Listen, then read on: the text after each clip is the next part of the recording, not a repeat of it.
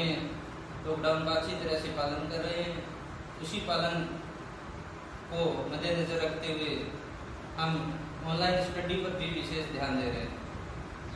तो आज हम बीएड के विद्यार्थियों के लिए एक विशेष रूप से 1 वीक एजुकेशन सिस्टम शुरू करने जा रहे हैं, जिसमें हम मात्र 7 वीडियो से पूरा एक सिलेबस कवर कर सके, इस बात को ध्यान में रखकर प्रश्नावली तैयार करने की चेष्टा करेंगे, जो केवल एग्जाम के दृष्टिकोण से महत्वपूर्ण हो। उस चीज को देखने से पहले एक बात समझना हमें महत्वपूर्ण रहेगा कि बीएड का जो पाठ्यक्रम है उसके अकॉर्डिंग पेपर का में अंक विभाजन किस प्रकार का होता है।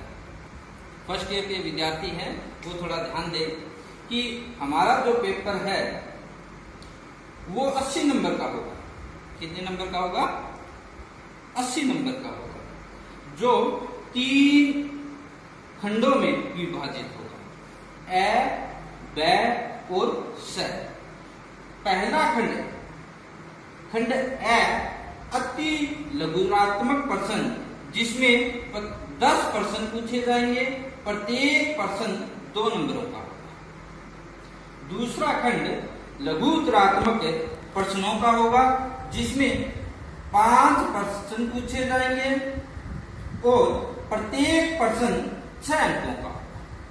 तीसरा खंड स निबंधात्मक प्रश्नों की नेचर वाला होगा, जिसमें 3 प्रश्न पूछे जाएंगे, प्रत्येक प्रश्न 10 अंकों का होगा। इसमें ध्यान देने वाली योग्य बात यह है कि खंड ए के अंदर किसी प्रकार का विकल्प नहीं होगा, यानी 10 प्रश्न आएंगे, 10 के 10 आप लोगों को करने होंगे।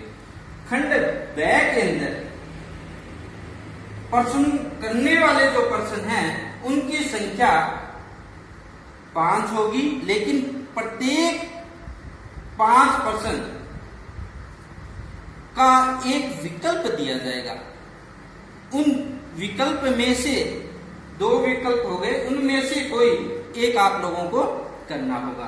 तीसरा निबंधात्मक प्रश्न में 5 प्रश्न 9 में से कोई 3 प्रश्न आप लोगों को करने होंगे।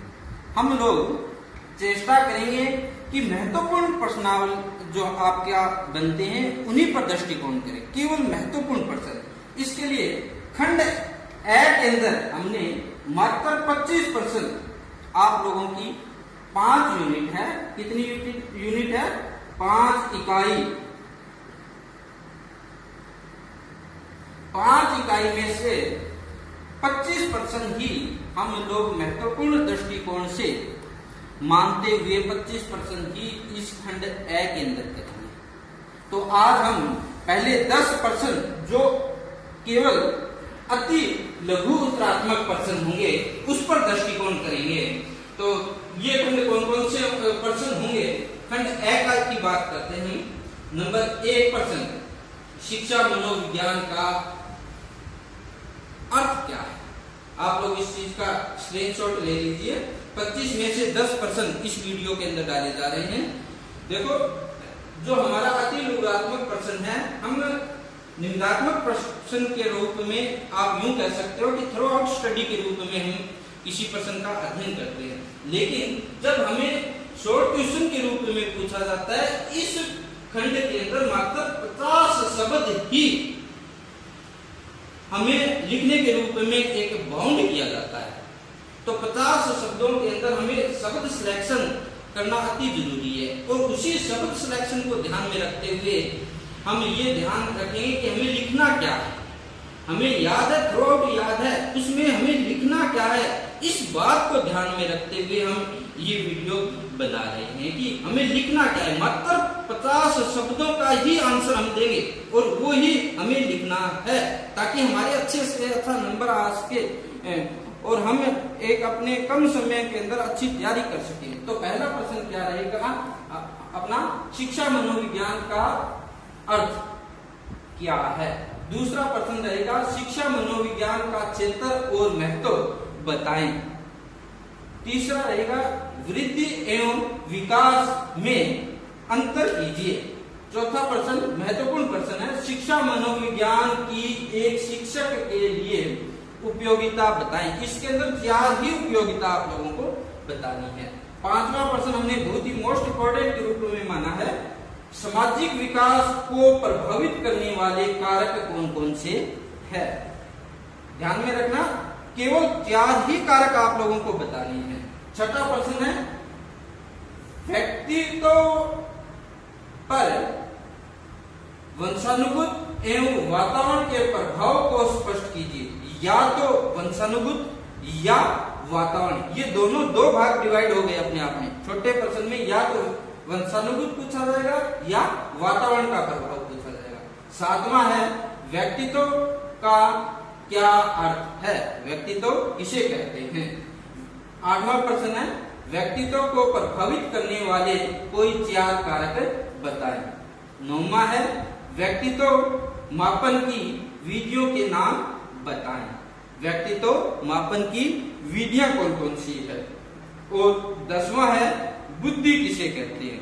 ये पहली वीडियो के अंदर हमने 10% मोस्ट इंपोर्टेंट शॉर्ट क्वेश्चन के रूप में लिए हैं और करने कितने हैं हमें 25% हम लोग करेंगे।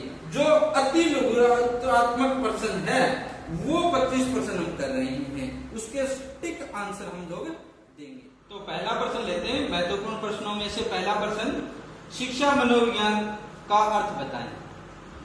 सिलेक्टेड वर्ड लेने हैं, हमें बहुत कुछ याद है लेकिन सिलेक्टेड वर्ड लेने हैं। कौन कौन से वर्ड लेने हैं।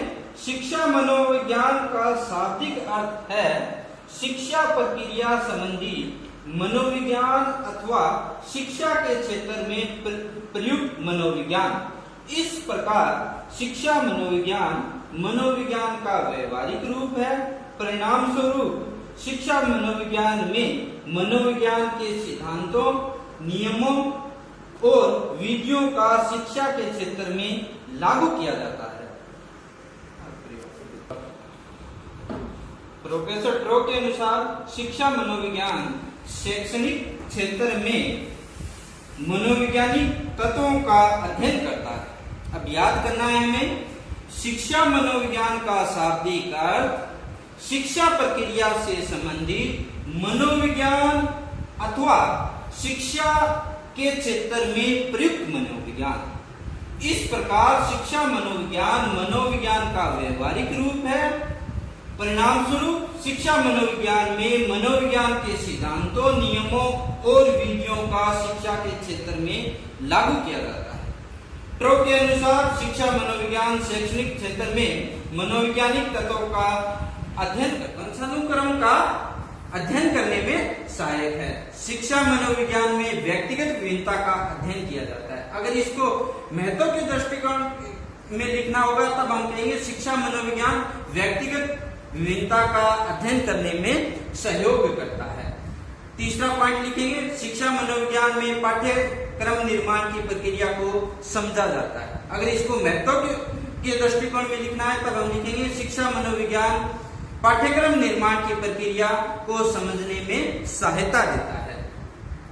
चौथा पॉइंट लिखेंगे, शिक्षा मनोविज्ञान में शिक्षण विधियों का अध्ययन किया जाता है। अगर इसी बात को महत्व के दृष्टिकोण में लिखेंगे तो कहेंगे शिक्षा मनोविज्ञान में शिक्षण विधियों का अध्ययन करने में सहयोग मिलता है। एक बार रिपीट करते हैं, शिक्षा मनोविज्ञान में वंशानुक्रम का अध्ययन किया जाता है।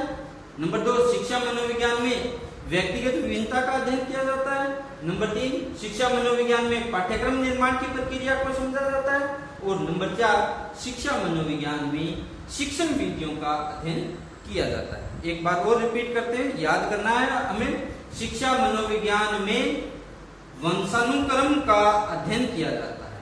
नंबर 2, शिक्षा मनोविज्ञान में व्यक्तिगत विभिन्नता का अध्ययन किया जाता है। नंबर 3, शिक्षा मनोविज्ञान में पाठ्यक्रम निर्माण की प्रक्रिया को समझा जाता है। और नंबर 4, शिक्षा मनोविज्ञान में शिक्षण विधियों का अध्ययन किया जाता है। अगर हमें इसी बात को शिक्षा मनोविज्ञान के महत्व के दृष्टिकोण में बताना है तो वहां पर हम लिखेंगे में सहायक है, में सहायक है। वृद्धि एवं विकास में अंतर बताइए। तीसरा प्रश्न क्या है, बहुत ही महत्वपूर्ण प्रश्न है, वृद्धि और विकास में अंतर बताइए। वृद्धि को वर्धन भी लिखा हुआ आ सकता है।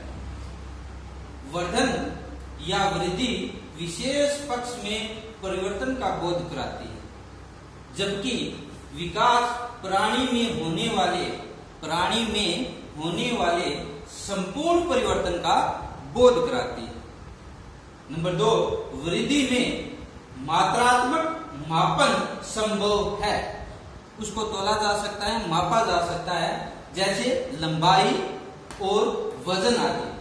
जबकि विकास में मात्रात्मक मापन के साथ साथ क्वांटिटी के साथ साथ क्वालिटी गुणात्मक परिवर्तन का भी बोध होता है, जैसे नैतिक, सामाजिक एवं भाषागत परिवर्तन, नैतिक मूल्य, चरित्र आदि विकास के अंदर शामिल किए जाते हैं।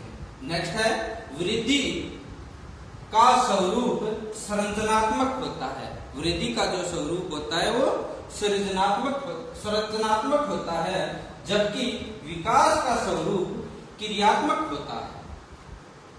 वृद्धि की प्रक्रिया अस्तित्व है, वृद्धि की प्रक्रिया अस्तित्व है, जबकि विकास की प्रक्रिया स्थित प्रक्रिया है, मृत्यु तक चलने वाली प्रक्रिया है।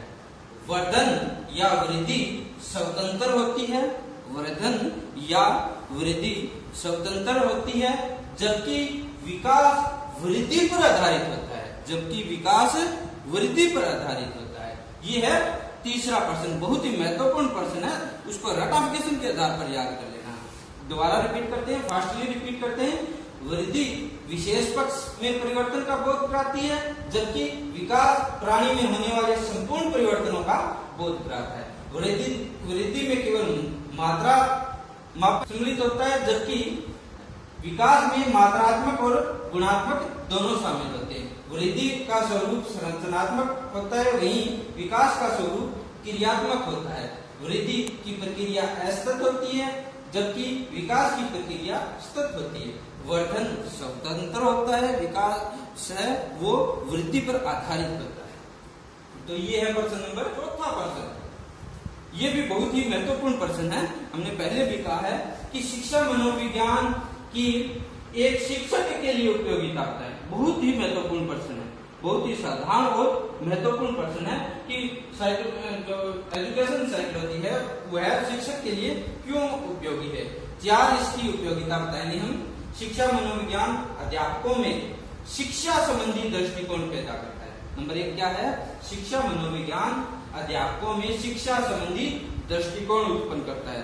अध्यापकों में शिक्षा संबंधी दृष्टिकोण उत्पन्न करता है। दूसरा है, शिक्षा मनोविज्ञान कक्षा में प्रयोग में ली जाने वाली या कक्षा में उपयुक्त शैक्षिक वातावरण उत्पन्न करने में सहायता प्रदान करता है कि एक कक्षा के अंदर अच्छा इन्वायरमेंट, अधिगम वाला इन्वायरमेंट कैसे उत्पन्न किया जा सके, यह शिक्षा मनोविज्ञान बताता है।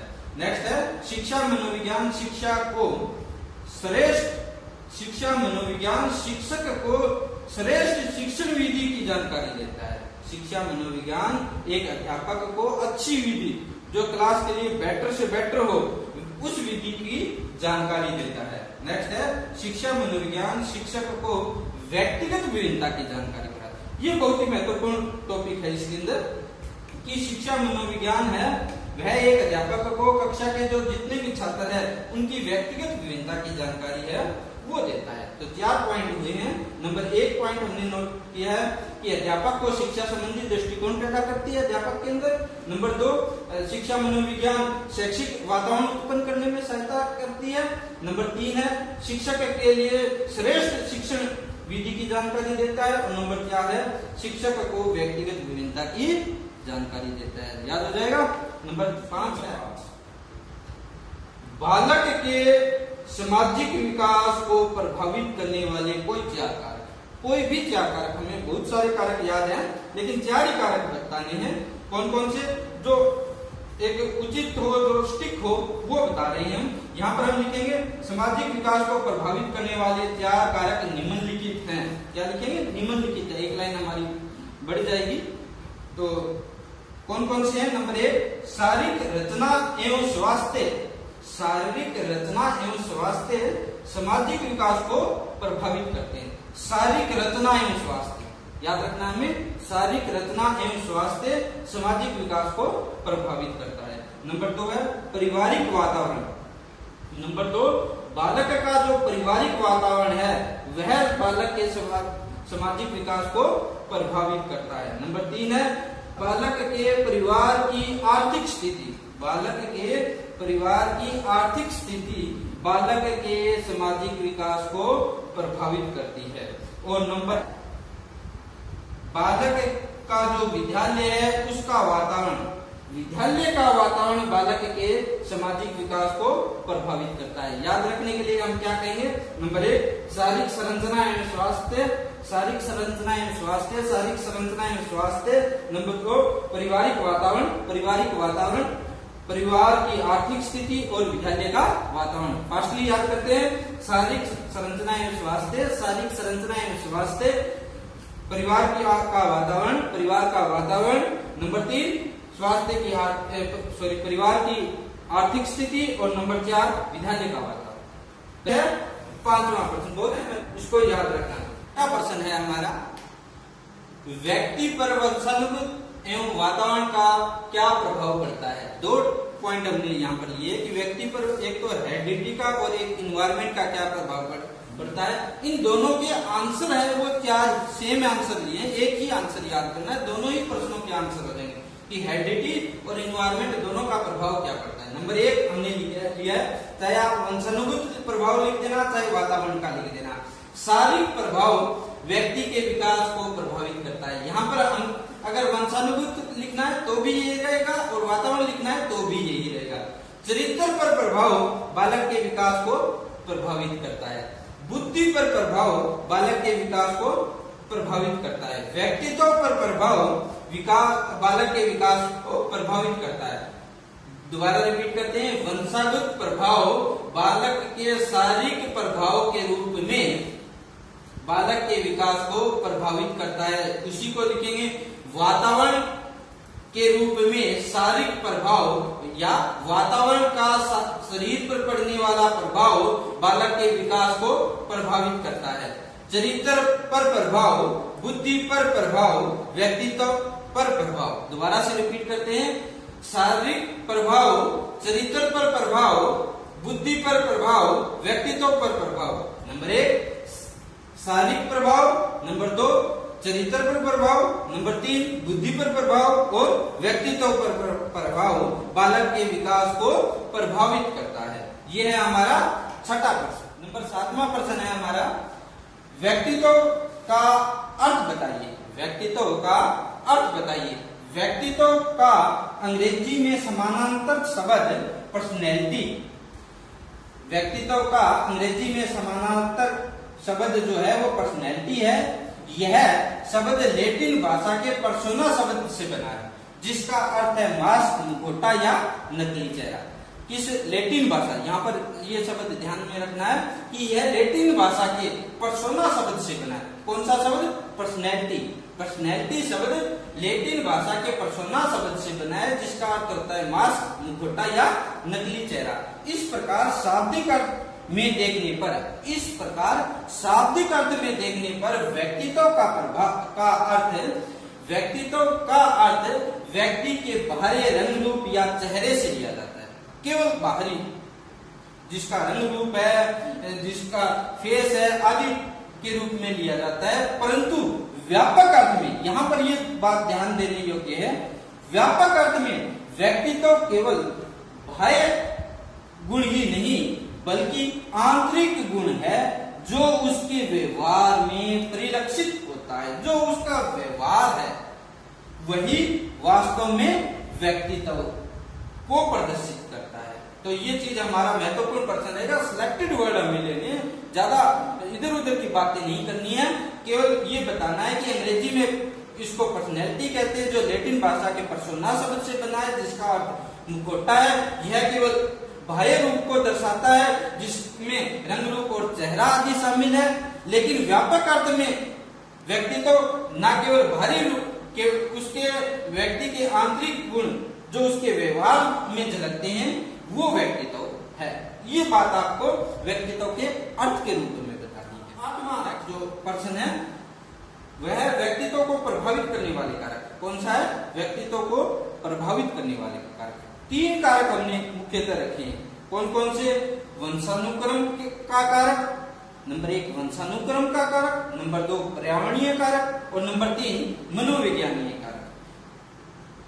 वंशानुक्रम के आधार पर जो कारक बनते हैं जिसमें प्रणाली विहीन ग्रंथियां, शारीरिक रचना और मूल प्रवृत्तियां, ये हेरिडिटी के कारण जो प्रभाव पड़ता है व्यक्तित्व के उसको उसमें शामिल किए जाते हैं। दूसरा है पर्यावरण से संबंधित कारक जिसमें भौतिक, सामाजिक एवं सांस्कृतिक कारकों को शामिल किया जाता है। कौन कौन से?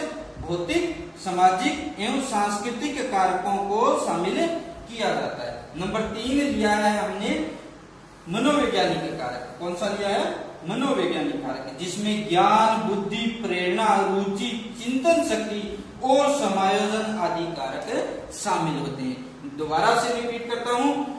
नंबर 1 हेरिडिटी के आधार पर, नंबर 2 इन्वायरमेंट के आधार पर और नंबर 3 साइकोलॉजी के आधार पर। जिसमें हेरिडिटी के आधार पर है वो प्रणाली विहीन ग्रंथियां, शारीरिक रचना और मूल प्रवृत्तियां शामिल होती हैं। पर्यावरण से संबंधित है वो भौतिक, सामाजिक और सांस्कृतिक कारक होते हैं और मनोवैज्ञानिक कारक होते हैं जिसमें ज्ञान, बुद्धि, प्रेरणा, रुचि, क्षमता, चिंतन शक्ति, समायोजन, महत्वाकांक्षा आदि अनेकों कारक शामिल होते हैं। तो ये ऑप्शन है व्यक्तित्व को प्रभावित करने वाले कारक। 9वां प्रश्न देखते हैं। व्यक्तित्व मापन की विधियों के नाम बताइए। व्यक्तित्व मापन की बहुत ही महत्वपूर्ण प्रश्न है। 3 प्रकार की विधियां होती है। नंबर 1 व्यक्तिनिष्ठ विधि। नंबर 1 व्यक्तिनिष्ठ विधि जिसको इंग्लिश में बोलते हैं सब्जेक्टिव मेथड। नंबर 2 वस्तुनिष्ठ विधि, ऑब्जेक्टिव मेथड। नंबर 3 प्रक्षेपी विधि, प्रोजेक्टिव मेथड। 3 विधि है। नंबर 1 व्यक्तिनिष्ठ, नंबर 2 वस्तुनिष्ठ और नंबर 3 प्रक्षेपी विधि। व्यक्तिनिष्ठ जो विधि है सब्जेक्टिव मेथड है उसके अंदर आत्मकथा, व्यक्ति इतिहास, साक्षात्कार विधि, प्रश्नावली विधि। कौन कौन सी? आत्मकथा विधि, व्यक्ति इतिहास विधि, साक्षात्कार विधि, प्रश्नावली विधि। नंबर 2 वस्तुनिष्ठ विधि जिसमें शामिल होता है निरीक्षण विधि, रेटिंग स्केल विधि, समाजमिति विधि और व्यक्ति परिसूची विधि। दोबारा नोट कीजिए। निरीक्षण विधि, रेटिंग स्केल विधि, समाजमिति विधि और व्यक्तित्व परिसूची। नंबर 3 है प्रक्षेपी विधि, प्रोजेक्टिव मेथड। इसके अंदर रोडसा का सही डब्बा परीक्षण, बालकों का अंतर्बोध परीक्षण, वाक्य पूर्ति परीक्षण और कहानी परीक्षण। रोडसा का सही डब्बा परीक्षण, बालकों का अंतर्बोध परीक्षण, वाक्य पूर्ति परीक्षण और कहानी परीक्षण। ये महत्वपूर्ण जो है वो प्रोजेक्टिव मेथड है। 3 प्रकार के मेथड हुए। नंबर 1 सब्जेक्टिव, ऑब्जेक्टिव और प्रोजेक्टिव। कौन कौन से? सब्जेक्टिव, ऑब्जेक्टिव और प्रोजेक्टिव मेथड। ये 3 जो है वो ये तीनों प्रकार की विधियां व्यक्तित्व मापन की विधियों के नाम है। तो नंबर 10 है प्रश्न। 10वां प्रश्न है, बहुत ही महत्वपूर्ण प्रश्न है। बुद्धि किसे कहते हैं? बुद्धि एक अभौतिक एवं अमूर्त मनोवैज्ञानिक शक्ति है जिसके माध्यम से व्यक्ति सोचता, विचारता एवं चिंतन करता है और अपने जीवन की विभिन्न समस्याओं का हल खोजता है। अपने जीवन की विभिन्न समस्याओं का हल खोजता है। बेकिंगम के अनुसार बुद्धि सीखने की योग्यता है। क्या है? बुद्धि सीखने की योग्यता है। स्टर्न के अनुसार बुद्धि जीवन की नवीन समस्याओं के प्रति समायोजन की योग्यता है। क्या है? नवीन समस्याओं के प्रति समायोजन, नवीन समस्याओं के प्रति समायोजन की योग्यता है। गिलफर्ड के अनुसार समस्या समाधान की योग्यता बुद्धि है। क्या है? समस्या समाधान की योग्यता बुद्धि है। इस प्रकार बुद्धि क्या हुई? सीखने की योग्यता, जीवन की नवीन समस्याओं के प्रति समायोजन की योग्यता और समस्या समाधान की योग्यता है वह बुद्धि है। इस प्रकार यहाँ पर फिर लिख सकते हैं, इस प्रकार बुद्धि सीखने की योग्यता, समायोजन की योग्यता तथा समस्या समाधान की एक मानसिक योग्यता है। दूसरा और महत्वपूर्ण पार्ट बुद्धि है वह एक जन्मजात योग्यता है। बुद्धि है वह एक जन्मजात योग्यता है। तो ये हमारे आज के वीडियो के अंदर 10 प्रश्न हुए हैं। घर पर रहिए, लॉकडाउन का ध्यान रखिए, अपने माता पिताओं की सेवा कीजिए, लोगों का कहना मानिए। धन्यवाद।